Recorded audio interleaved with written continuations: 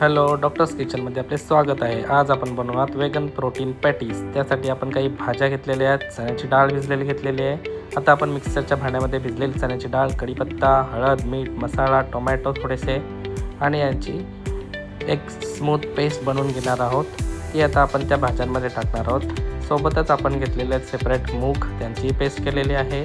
आता त्यामध्ये कोथिंबीर, कढीपत्ता टाकणार आहोत आणि ते मिश्रण चांगल्या पद्धतीने मिक्स करून घेणार आहोत. मिक्स करताना आपण त्याच्यामध्ये काही भाज्या तशाच ठेवलेल्या होत्या.